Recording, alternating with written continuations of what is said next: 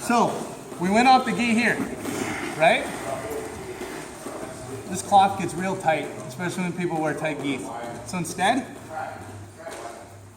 I'm gonna hand his lapel to me, okay?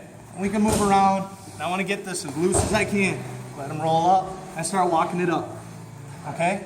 But now I'm not holding onto the back of his gi here. He may not even realize I have this.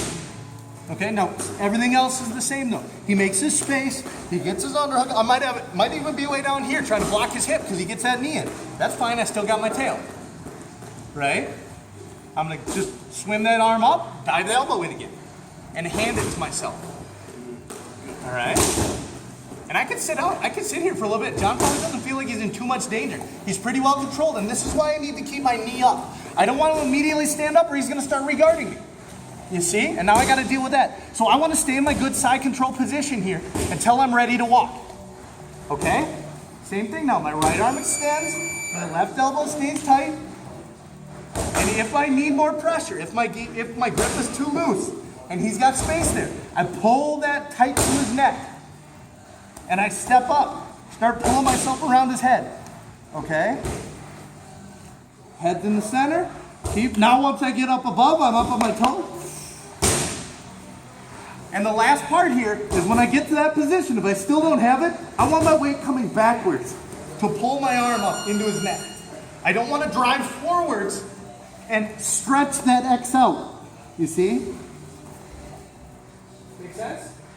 Try to get it. I'll try not to tap. Yeah. No, I'd rather you don't die. Right? Then we got a vendetta. Jude comes after me when I'm 60. Okay? So, I'm handing that lapel over while John's working his defense. He's not worried about what I'm doing. Okay? I'm just setting it up so I'm ready to go. Now I need to control. Okay? And the nice part is, again, I've got that inside space control. I can hand it to myself. I might not even have his head in there, but I can go wrap it. You see? Or the opposite. If I've got that gi control in here, now I can go under and go get it. Either option. But I don't have that option when I'm holding onto the back of his neck. It still works. I just have a little more flexibility here. Boom. Right? Extend the bottom arm, the outside arm, inside arm tight, pinching those carotids. And I don't even need to move if my elbows are together. Right? Oh. If I do need to move, put him on his back, walk, walk, walk. Once under this point, I'm off on my toes, all right? Yeah. Okay? And I pull this direction. Not my head up, my butt comes backwards, almost like a north-south choke. All right? But that's last resort. At that point, I'm probably better off. I mean, it's probably 15, 20 seconds into the choke. My hands are burning. If your grip's fine, go for it. But at that point, it might be time to move on. Right? Blood chokes don't happen instantly all the time. Sometimes you got to hold them a little bit. And you learn to feel when you actually have it or when you don't. But you also got to know when to let it go. Right? So if you've held on to it for 10, 15 seconds, and they're still fine, right? You haven't heard a gurgle or anything, any fun noises, okay?